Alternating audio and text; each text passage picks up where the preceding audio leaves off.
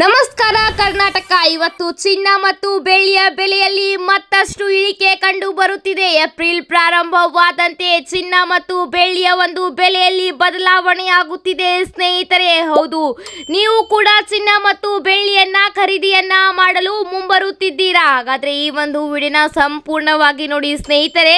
ಚಿನ್ನದ ಬೆಲೆ ಇವತ್ತು ಮತ್ತೆ ಇಳಿಕೆಯಾಗಿದೆ. ಈ ಇಳಿಕೆಗೆ ಕಾರಣವಾದರೂ ಏನು? ಮಾರ್ಚ್ ಕೊನೆಯ ವಾರದಲ್ಲಿ ಏರಿಕೆಯಲ್ಲಿ ಸಾಗುತ್ತಿದ್ದ ಚಿನ್ನದ ಬೆಲೆಯಲ್ಲಿ ಏಪ್ರಿಲ್ ನಲ್ಲಿ ಈಗ ಇಳಿಕೆ ಕಂಡು ಬರುವ ಸಾಧ್ಯತೆ ಇದೆ. ಇದಕ್ಕೆ ತಜ್ಞರು ಏನು ಹೇಳಲಿದ್ದಾರೆ ಎಂಬ ಸಂಪೂರ್ಣವಾದ ಮಾಹಿತಿಯನ್ನ ನಿಮಗೆ ಈ ಒಂದು ವಿಡಿಯೋದಲ್ಲಿ ತಿಳಿಸಲಿದ್ದೇವೆ ಸ್ನೇಹಿತರೆ. ನೀವು ಕೂಡ ಚಿನ್ನ ಮತ್ತು ಬೆಳ್ಳಿಯನ್ನ ಖರೀದಿಯನ್ನ ಮಾಡುತ್ತಿದ್ದಲ್ಲಿ ವಿಡಿಯೋನ ಕೊನೆಯವರೆಗೂ ನೋಡಿ, ನಿಮಗೆ ತುಂಬಾನೇ ಟಿಪ್ಸ್ಗಳು ಸಿಗಲಿವೆ ಸ್ನೇಹಿತರೆ. ಹಾಗೆ ನೀವಿನ್ನೂ ಕೂಡ ನಮ್ಮ ಚಾನಲ್ಗೆ ಸಬ್ಸ್ಕ್ರೈಬ್ ಮಾಡಿಲ್ಲವೆಂದಲ್ಲಿ ಈ ಕೂಡಲೇ ತಪ್ಪದೆ ಸಬ್ಸ್ಕ್ರೈಬ್ ಮಾಡಿಕೊಳ್ಳಿ. ನಾವು ಹಾಕೋ ಪ್ರತಿಯೊಂದು ಹೊಸ ವಿಡಿಯೋಗಳು ಮೊದಲು ಬಂದು ನಿಮಗೆ ತಲುಪುತ್ತದೆ. ನಿಮ್ಮ ಒಂದು ಲೈಕ್ ನಿಂದ ನಾವು ಪ್ರತಿದಿನ ಚಿನ್ನದ ಒಂದು ಷೇರು ಮಾರುಕಟ್ಟೆಯಲ್ಲಿ ಏನಾಗುತ್ತಿದೆ, ಚಿನ್ನ ಎಷ್ಟರ ಮಟ್ಟಿಗೆ ಟ್ರೇಡ್ ಆಗುತ್ತಿದೆ ಎಂಬ ಎಲ್ಲ ಮಾಹಿತಿಯನ್ನು ನಿಮ್ಮ ಮುಂದೆ ಬಂದು ನೀಡಲಿದ್ದೇವೆ ಸ್ನೇಹಿತರೆ. ನಿಮ್ಮ ಒಂದು ಲೈಕ್ ನಿಂದ ನಮಗೆ ಪ್ರೋತ್ಸಾಹ ಸಿಗುತ್ತದೆ. ಹಾಗೆ ಈ ಒಂದು ವಿಡಿಯೋಗೆ ಸಬ್ಸ್ಕ್ರೈಬ್ ಕೂಡ ಮಾಡಿ. ನಿಮಗೆ ಮುಂಬರುವ ಎಲ್ಲ ಗೋಲ್ಡ್ ಅಪ್ಡೇಟ್ಗಳು ಕೂಡ ಸರಳವಾಗಿ ಸಿಗಲಿವೆ ಸ್ನೇಹಿತರೆ. ಹಾಗಾದರೆ ಇವತ್ತಿನ 24 ಕ್ಯಾರೆಟ್, 22 ಕ್ಯಾರೆಟ್, ಇದರ ಜೊತೆಗೆ 18 ಕ್ಯಾರೆಟ್ ಚಿನ್ನದ ಬೆಲೆ ಏನಾಗಿದೆ? ಹಾಗೆ ಬೆಳ್ಳಿಯ ಒಂದು ಬೆಲೆಯಲ್ಲೂ ಕೂಡ ಇಳಿಕೆ ಕಂಡು ಬಂದಿದೆ ಸ್ನೇಹಿತರೆ. ಬೆಳ್ಳಿಯ ಬೆಲೆ ಇಳಿಕೆಗೆ ಕಾರಣವಾದರೂ ಏನು? ಭಾರತದ ಮಾರುಕಟ್ಟೆಯಲ್ಲಿ ಚಿನ್ನ ಮತ್ತು ಬೆಳ್ಳಿಯ ಒಂದು ಬೆಲೆಗೆ ಭಾರತ ಮಾರುಕಟ್ಟೆ ಕಾರಣವಾಗಿರುವುದಿಲ್ಲ. ಭಾರತದಲ್ಲಿ ಹೆಚ್ಚಿನ ಒಂದು ಜನರು ಚಿನ್ನದ ಮೇಲೆ ವ್ಯಾಮೋಹವಿದ್ದಾರೆ. ಅಂದರೆ ಎಲ್ಲರೂ ಕೂಡ ಚಿನ್ನದ ಮೇಲೆ ಹೂಡಿಕೆಯನ್ನ ಮಾಡುವುದಿಲ್ಲ ಸ್ನೇಹಿತರೆ. ಅಂತಾರಾಷ್ಟ್ರೀಯ ಮಟ್ಟದಲ್ಲಿ ಹೂಡಿಕೆದಾರರು ಇದ್ದಾರೆ. ದೊಡ್ಡ ದೊಡ್ಡ ರಾಷ್ಟ್ರಗಳು, ಚೀನಾ, ಅಮೆರಿಕ, ಯುರೋಪಿಯನ್ ಕಂಟ್ರಿಗಳು ಕೂಡ ಚಿನ್ನ ಮತ್ತು ಬೆಳ್ಳಿಯ ಮೇಲೆ ಹೂಡಿಕೆಯನ್ನ ಮಾಡಲು ಈಗಾಗಲೇ ಪ್ರಾರಂಭವನ್ನ ಮಾಡಿವೆ ಸ್ನೇಹಿತರೆ. ಇದೆಲ್ಲವೂ ಕೂಡ ನಿಮಗೆ ಈಗಾಗಲೇ ಗೊತ್ತಿದೆ. ಅದರ ಮೇಲೂ ಕೂಡ ಮಾರ್ಕೆಟ್ನ ಪ್ರಭಾವವಿರುತ್ತದೆ. ಯಾವಾಗ ಗ್ರಾಹಕರು ಹೆಚ್ಚಿನ ಒಂದು ಹೂಡಿಕೆಯನ್ನ ಮಾಡುತ್ತಾರೆ, ಅಲ್ಲಿ ಪ್ರಾಫಿಟ್ ಇದೆ ಅಂತ ಅವರು ಹೂಡಿಕೆಯನ್ನ ಮಾಡುತ್ತಾರೆ ಸ್ನೇಹಿತರೆ. ಈಗಾಗಲೇ ಕಚ್ಚಾ ತೈಲದ ಒಂದು ಬೆಲೆಯಲ್ಲಿ ತುಂಬಾನೇ ಪ್ರಾಫಿಟ್ ಸಿಗುತ್ತಿದೆ. ಯುರೋಪಿಯನ್ ಕಂಟ್ರಿಗಳು ಹಾಗೆ ಬೇರೆ ಬೇರೆ ದೊಡ್ಡ ಕಂಟ್ರಿಗಳು ಎಲ್ಲಿ ಲಾಭ ಸಿಗುತ್ತದೆ. ಇದರ ಜೊತೆಗೆ ಬ್ಯಾಂಕ್ಗಳು ಕೂಡ, ವಿದೇಶಿ ಬ್ಯಾಂಕ್ಗಳು, ದೇಶೀಯ ಬ್ಯಾಂಕ್ಗಳು ಕೂಡ ನಿಮ್ಮ ಹಣವನ್ನ ಅವರು ಎಲ್ಲಿ ಹೂಡಿಕೆ ಮಾಡುತ್ತಾರೆ, ಹೆಚ್ಚು ಪ್ರಾಫಿಟ್ ಎಲ್ಲಿ ಸಿಗುತ್ತದೆ, ಅಂತಾರಾಷ್ಟ್ರೀಯ ಮಾರುಕಟ್ಟೆ ಪ್ರತಿದಿನವೂ ಕೂಡ ಟ್ರೇಡಿಂಗ್ ನಡೆಯುತ್ತದೆ ಸ್ನೇಹಿತರೆ. ಅಲ್ಲಿ ಹೂಡಿಕೆಯನ್ನ ಮಾಡುತ್ತಾರೆ. ಎಲ್ಲಿ ಪ್ರಾಫಿಟ್ ಜಾಸ್ತಿ ಇರುತ್ತದೆ, ಹೂಡಿಕೆಯನ್ನ ಮಾಡಿ ಲಾಭವನ್ನ ಪಡೆದುಕೊಳ್ಳುತ್ತಾರೆ. ಪ್ರತಿದಿನದ ಒಂದು ಹೂಡಿಕೆದಾರರು, ದೊಡ್ಡ ದೊಡ್ಡ ಕಂಪನಿಯ ಹೂಡಿಕೆದಾರರು ಎಲ್ಲಿ ಹೂಡಿಕೆ ಮಾಡುತ್ತಾರೆ, ಇದರ ಮೇಲೂ ಕೂಡ ಡಿಪೆಂಡ್ ಆಗಿರುತ್ತದೆ ಚಿನ್ನ ಮತ್ತು ಬೆಳ್ಳಿಯ ಒಂದು ಬೆಲೆಯಲ್ಲಿ ಸ್ನೇಹಿತರೆ. ಹಾಗಾದರೆ ಬನ್ನಿ, ತಡ ಮಾಡುವುದು ಬೇಡ. ಇವತ್ತು 24 ಕ್ಯಾರೆಟ್ ಚಿನ್ನದ ಬೆಲೆಯಲ್ಲಿ ಎಷ್ಟು ಇಳಿಕೆಯಾಗಿದೆ ಎಂಬುದನ್ನ ನೋಡೋಣ. ನೋಡಿ ಸ್ನೇಹಿತರೆ, ಮಾರ್ಚ್ ಮಧ್ಯದಲ್ಲಿ ಚಿನ್ನದ ಬೆಲೆ 1,30,030ರಿಂದ 1,40,000ಕ್ಕೆ ಬಂದಿತ್ತು. ಹಾಗೆ ಮಾರ್ಚ್ ಕೊನೆ ತನಕ 1,52,000ಕ್ಕೆ ಬಂದು ತಲುಪಿತ್ತು. ಇದೀಗ ಪ್ರಾರಂಭವಾದಂತೆ ಚಿನ್ನದ ಬೆಲೆಯಲ್ಲಿ ಕೊಂಚ ಇಳಿಕೆಯಾಗಿದೆ ಸ್ನೇಹಿತರೆ. 1 ಗ್ರಾಮ್ಗೆ 15,142 ರೂಪಾಯಿ ಇದೆ. 8 ಗ್ರಾಮ್ಗೆ 1,21,136 ರೂಪಾಯಿ ಇದೆ. 10 ಗ್ರಾಮ್ಗೆ 1,51,420 ರೂಪಾಯಿ ಇದೆ ಸ್ನೇಹಿತರೆ. ಇಲ್ಲಿ ನೀವು ನೋಡಬಹುದು, ನಿನ್ನೆ ಒಂದು ಬೆಲೆಗೆ ಕಂಪೇರ್ ಮಾಡಿದಲ್ಲಿ 1,530 ರೂಪಾಯಿ ಇಳಿಕೆಯಾಗಿದೆ ಸ್ನೇಹಿತರೆ. ಈ ಇಳಿಕೆಗೆ ಮೂಲ ಕಾರಣವೇನು ಎಂಬುದನ್ನು ಕೂಡ ನಿಮಗೆ ತಿಳಿಸಲಿದ್ದೇವೆ ಸ್ನೇಹಿತರೆ. ಹೌದು, ಯಾಕೆ ಈ ಚಿನ್ನ ಇಳಿಕೆಯಾಗುತ್ತಿದೆ ಎಂದಲ್ಲಿ ಮಧ್ಯ ಪ್ರಾಚ್ಯ ದೇಶದ ಯುದ್ಧಗಳು ಇನ್ನೂ ಕೂಡ ಮುಂದುವರಿಯುತ್ತಲೇ ಇದೆ. ಇವತ್ತು ಸ್ಟಾಪ್ ಆಗುತ್ತದೆ, ನಾಳೆ ಸ್ಟಾಪ್ ಆಗುತ್ತದೆ ಎಂದು ಎಲ್ಲರೂ ಕೂಡ ಕಾತುರದಿಂದ ಕಾಯುತ್ತಿದ್ದಾರೆ. ಮಾರ್ಕೆಟ್ ಸ್ಟೇಬಲ್ಗೆ ಬರಬೇಕು ಎಂಬುದನ್ನ. ಆದರೆ ಹೇಳಿಕೆಗಳು, ಅಂತಾರಾಷ್ಟ್ರೀಯ ಮಟ್ಟದ ಸುದ್ದಿಗಳು ಚಿನ್ನ ಮತ್ತು ಬೆಳ್ಳಿಯ ಮೇಲೆ ಪ್ರಭಾವ ಬೀರುತ್ತಿದೆ. ಹೀಗಾಗಿ ಚಿನ್ನದ ಬೆಲೆ ನಿನ್ನೆ ಕಡಿಮೆಯಾಗಿದೆ ಎಂದು ಹೇಳಬಹುದಾಗಿದೆ ಸ್ನೇಹಿತರೆ. ಹಾಗಾದರೆ ಬನ್ನಿ, 22 ಕ್ಯಾರೆಟ್ ಚಿನ್ನದ ಬೆಲೆ ಎಷ್ಟಿದೆ ಎಂಬುದನ್ನು ನೋಡೋಣ.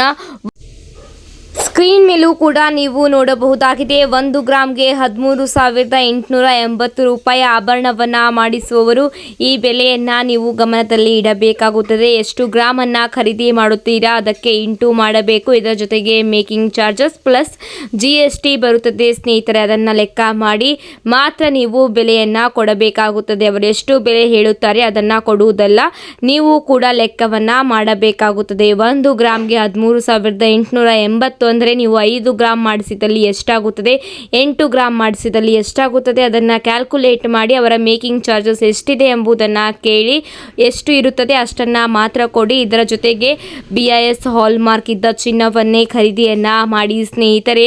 ಹೆಚ್ಚಿನ ಒಂದು ಮಿಕ್ಸಿಂಗ್ ಇರಬಾರದು. ನೀವು ಕಷ್ಟದ ಸಮಯದಲ್ಲಿ ಮಾರಾಟವನ್ನು ಮಾಡಲು ಹೋದಾಗ ಅದರಲ್ಲಿ ಪ್ಯೂರ್ ಚಿನ್ನ ಕೂಡ ಇರಬೇಕು ಸ್ನೇಹಿತರೆ. ಇದು ತಿಳಿದುಕೊಳ್ಳುವುದು ತುಂಬಾ ಮುಖ್ಯವಾಗಿರುತ್ತದೆ. ಹಾಲ್ಮಾರ್ಕ್ ಇರಬೇಕು, ಟ್ರಯಾಂಗಲ್ ಹಾಲ್ಮಾರ್ಕ್ ಇರಬೇಕು ಚಿನ್ನದ ಬೆಲೆಯಲ್ಲಿ, ಆಗ ಮಾತ್ರ ನೀವು ಪರ್ಫೆಕ್ಟ್ ಆದ ಚಿನ್ನವನ್ನ ಖರೀದಿ ಮಾಡಿದ್ದೀರಾ ಎಂಬುದು ಅರ್ಥ ಸ್ನೇಹಿತರೆ.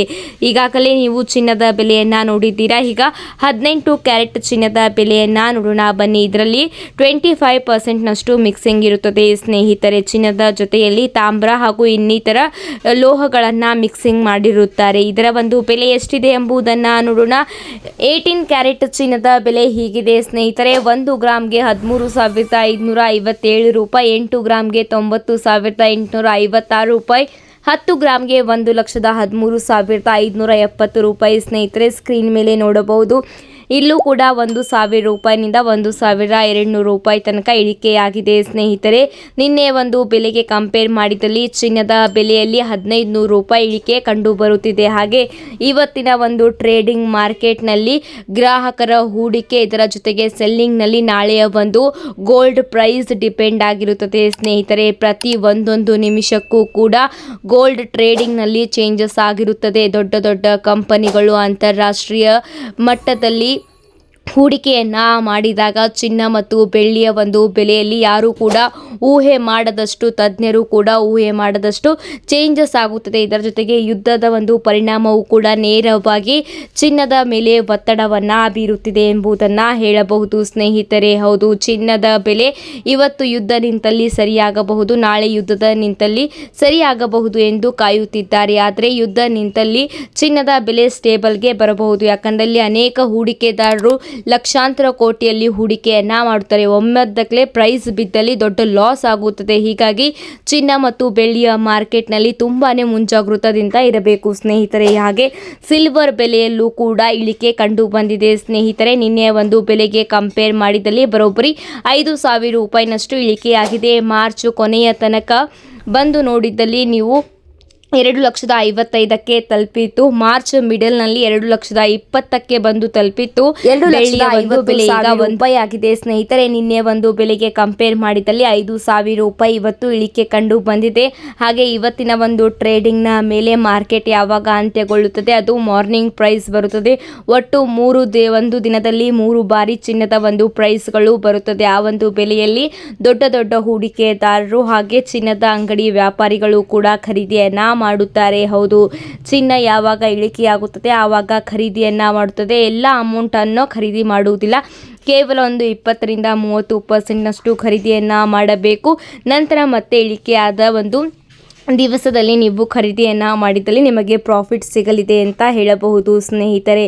ಚಿನ್ನ ಮತ್ತು ಬೆಳ್ಳಿಯ ಬಗ್ಗೆ ಇದೇ ರೀತಿ ನಿಮಗೆ ಅಪ್ಡೇಟ್ಸ್ಗಳು ಬೇಕಂದಲ್ಲಿ ಈ ಕೂಡಲೇ ನಮ್ಮ ಚಾನಲ್ಗೆ ಸಬ್ಸ್ಕ್ರೈಬ್ ಮಾಡಿಕೊಳ್ಳಿ. ನಾವು ಹಾಕೋ ಪ್ರತಿಯೊಂದು ಹೊಸ ವಿಡಿಯೋಗಳು ಮೊದಲು ಬಂದು ನಿಮಗೆ ತಲುಪುತ್ತದೆ ಸ್ನೇಹಿತರೆ. ಹಾಗೆ ನಿಮ್ಮ ಪ್ರಕಾರ ಚಿನ್ನದ ಬೆಲೆ ಮುಂಬರುವ ಒಂದು ವಾರದಲ್ಲಿ ಏನಾಗಬಹುದು ಎಂಬುದನ್ನು ಕಮೆಂಟನ್ನು ಮಾಡಿ. ನಮ್ಮ ಪ್ರಕಾರ ಈಗ ಚಿನ್ನ ಏಪ್ರಿಲ್ ಮೊದಲನೇ ವಾರದಲ್ಲಿ ಮತ್ತಷ್ಟು ಇಳಿಕೆಯಾಗಬಹುದು ಸ್ನೇಹಿತರೆ. ತದನಂತರ ಮುಂದಿನ 5 ವರ್ಷದಲ್ಲಿ ಚಿನ್ನ ಏರಿಕೆಯಾಗುತ್ತದೆ ಹೊರತು ಯಾವಾಗಲೂ ಕೂಡ ಇಳಿಕೆಯಾಗುವುದಿಲ್ಲ. ಇದು ತಾತ್ಕಾಲದ ಮಟ್ಟಿಗೆ ಇಳಿಕೆಯಾಗಿರುತ್ತದೆ. ಖರೀದಿದಾರರಿಗೆ ಒಂದು ಅವಕಾಶವನ್ನು ನೀಡಲು ಎಂದು ಕೂಡ ಹೇಳಬಹುದು ಸ್ನೇಹಿತರೆ. ಹೌದು, ಚಿನ್ನದ ಒಂದು ಬೆಲೆಯಲ್ಲಿ ಈಗ ಪ್ರಾಫಿಟ್ ಕಡಿಮೆ ಇದೆ. ಹೀಗಾಗಿ ಹೂಡಿಕೆದಾರರು ಕಚ್ಚಾ ತೈಲದ ಮೇಲೆ, ಇದರ ಜೊತೆಗೆ ಡಾಲರ್ ಈಗ ಬಲವಾಗಿದೆ ಸ್ನೇಹಿತರೆ, ಅಲ್ಲಿ ಹೂಡಿಕೆಯನ್ನು ಮಾಡುತ್ತದೆ. ಹಾಗೆ ಬಡ್ಡಿ ದರ ಏರಿಕೆಯಾಗಿದೆ. ಬ್ಯಾಂಕ್ಗಳು ಅಂತಾರಾಷ್ಟ್ರೀಯ ಮಟ್ಟದಲ್ಲಿ ಬ್ಯಾಂಕ್ಗಳ ಬಡ್ಡಿ ದರ ಏರಿಕೆ ಹೂಡಿಕೆಯನ್ನು ಮಾಡಿದ್ದಲ್ಲಿ ಅಲ್ಲಿ ಅವರಿಗೆ ಹೆಚ್ಚಿನ ಒಂದು ಲಾಭ ಸಿಗುತ್ತದೆ. ಹಣವನ್ನು ಹೂಡಿಕೆಯನ್ನು ಮಾಡಿದ್ದಲ್ಲಿ ಚಿನ್ನ ಮತ್ತು ಬಂಗಾರದ ಮೇಲೆ ಅನಿರೀಕ್ಷಿತವಾಗಿ ಯಾವಾಗ ಬೆಲೆ ಇಳಿಕೆಯಾಗುತ್ತದೆ, ಸಡನ್ ಆಗಿ ಇಳಿಕೆಯಾದಲ್ಲಿ 15ರಿಂದ 12,000 ರೂಪಾಯಿ ತನಕ ಇಳಿಕೆಯಾಗುತ್ತದೆ. ಹೀಗಾಗಿ ರಿಸ್ಕ್ ಬೇಡ ಎಂದು ಡಾಲರ್ ಮೇಲೆ ಇದರ ಜೊತೆಗೆ ಬಡ್ಡಿ ದರ ಎಲ್ಲಿ ಹೆಚ್ಚಿರುತ್ತದೆ ಆ ಬ್ಯಾಂಕ್ಗಳಲ್ಲಿ ಹೂಡಿಕೆದಾರರು ತಮ್ಮ ಹಣವನ್ನು ಸೇಫ್ ಆಗಿ ಹೂಡಿಕೆಯನ್ನ ಮಾಡುತ್ತಾರೆ. ಹೀಗಾಗಿ ಬಂಗಾರದ ಮೇಲೆ ಹೂಡಿಕೆ ಕಡಿಮೆ ಆದಾಗ ಡಿಮ್ಯಾಂಡ್ ಕಡಿಮೆಯಾಗುತ್ತದೆ. ಅಂತಾರಾಷ್ಟ್ರೀಯ ಮಟ್ಟದಲ್ಲಿ ಡಿಮ್ಯಾಂಡ್ ಕಡಿಮೆಯಾದಾಗ ಪ್ರೈಸ್ ಕಡಿಮೆಯಾಗುತ್ತಿದೆ ಸ್ನೇಹಿತರೆ. ಈಗ ಒಂದು ವಾರದಲ್ಲಿ ಕಡಿಮೆಯಾಗಬಹುದು. ತದನಂತರ ಅಕ್ಷಯ ತೃತೀಯದ ನಂತರ ಮತ್ತೆ ಚಿನ್ನದ ಬೆಲೆ 1,50,000ರಿಂದ 1,60,000ಕ್ಕೂ ಕೂಡ ಬರಬಹುದು ಎಂದು ತಜ್ಞರು ಹೇಳುತ್ತಿದ್ದಾರೆ ಸ್ನೇಹಿತರೆ. ಇವತ್ತಿಗೆ ಇಷ್ಟೇ ಫ್ರೆಂಡ್ಸ್, ಮತ್ತೆ ಸಿಗ್ತೇನೆ ನಿಮಗೆ ಹೊಸ ವಿಡಿಯೋದಲ್ಲಿ. ಅಲ್ಲಿ ತನಕ ವಿಡಿಯೋಗೆ ಲೈಕ್ ಮಾಡಿ, ಚಾನಲ್ಗೆ ಸಬ್ಸ್ಕ್ರೈಬ್ ಮಾಡಿ.